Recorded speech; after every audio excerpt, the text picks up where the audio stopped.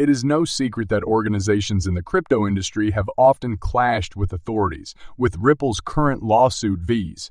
the SEC being probably the most noteworthy example.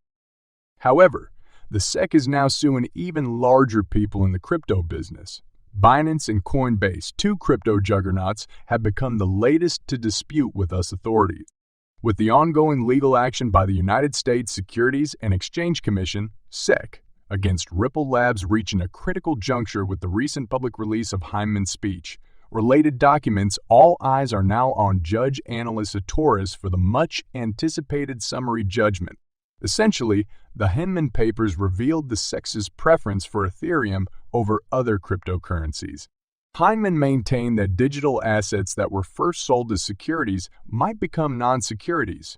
However, he only recognized Ethereum as a non-security, whereas XRP investors are currently dealing with the Ripple litigation based on the same principle. Judge Torres made a decision in March 2023 on both sides' applications to exclude expert evidence. Since the March ruling, more than 100 days have elapsed, and the summary judgment is still waiting. This prolonged wait surpasses the typical time period Judge Torres has taken from Dalbert judgments in past instances, indicating that a summary judgment in the Ripple litigation is possible. Surprisingly, the U.S. Federal Reserve has announced that the FedNow service would begin operations in July 2023. This service will allow banking institutions throughout the United States to offer rapid payment services 24 hours a day, 365 days a year. Notably, 3 Ripple-partnered banks have been engaged for the July 1 launch: Finastra, Volante Technologies, and AC Worldwide.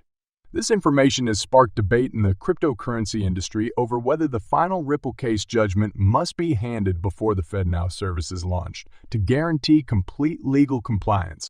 The progression of these events shows a convergence of conditions that might possibly make July 1, 2023, a watershed moment in Ripple's legal struggle with the SEC.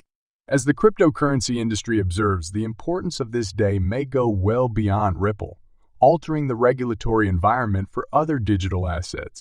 The Ripple lawsuit summary judgment is one of the most anticipated occurrences in the cryptocurrency sector in 2020. Judge Analyst Satoris approved and refused applications from Ripple and the U.S. Securities and Exchange Commission. SEC, on March 6, 2023. Since then, the wait for the summary judgment has lasted more than 100 days.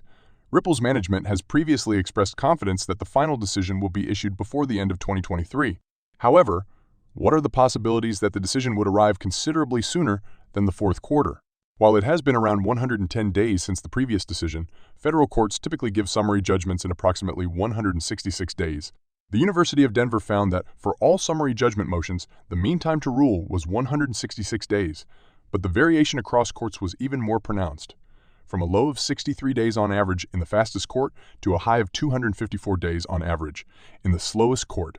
Even if the average time is taken into account, the final judgment may have a slim probability of being delivered in the third quarter of 2023. In this background, several members of the crypto community believe the court is taking too long to issue his decision. The protracted delay, according to CryptoBull, is undermining people's trust in the court system.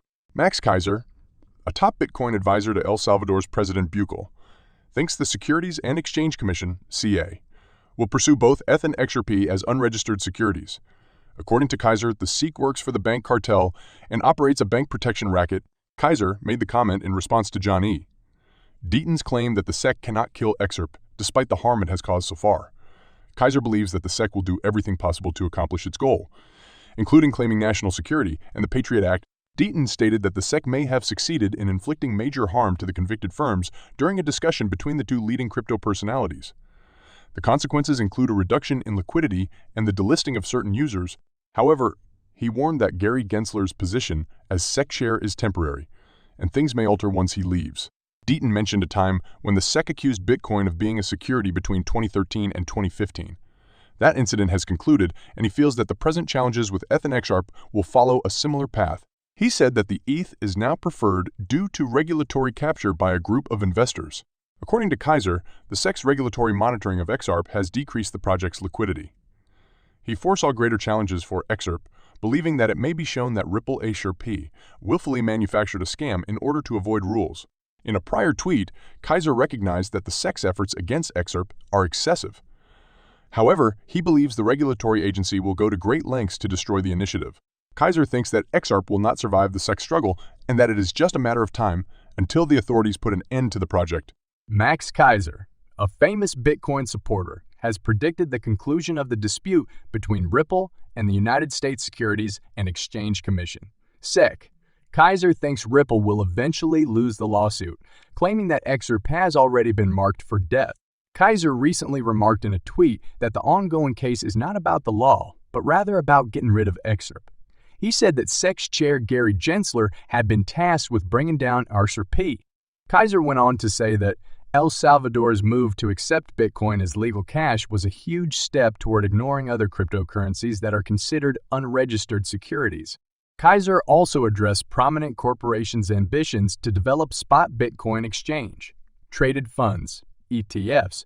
WisdomTree, a well-known ETF provider, has applied to the SEC for permission to create the WisdomTree Bitcoin Trust after BlackRock's identical application. The SEC's enforcement measures, according to Kaiser, have paved the way for these bigger firms to join the Bitcoin industry while harming independent players and crypto exchanges. Kaiser, known for his unwavering support for Bitcoin, has been an outspoken opponent of altcoins, notably XRP, which he has called a sheik-coin on many occasions. In the continuing case against Ripple, he has linked himself with the SEC's assertions that XRP is a security. Kaiser often uses the SEC's enforcement activities against other cryptocurrencies to disparage the XRP community. Members of the XRP community have shown a willingness to refute Kaiser's accusations in reaction to his statements. Notably, CryptoLaw creator John Deaton agreed with one of Kaiser's allegations about the SEC. Deaton agreed that Gary Gensler, the SEC chair, is preserving incumbents and the existing quo while attempting to limit competition.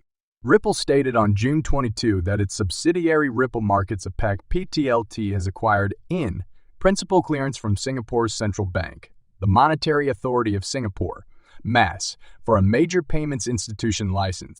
The company also announced on Twitter that it has expanded its presence in the Asia-Pacific area.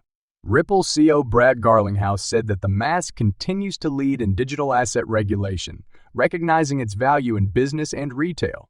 Garlinghouse will explain how investment and clear legislation may assist with digital asset innovation at a symposium in Switzerland on June 27 as part of Ripple's engagement with the MAS. Ripple's chief legal officer, Stu Alderoty, claims that nations building crypto regulatory frameworks turn to Singapore for developing a clear taxonomy and licensing framework.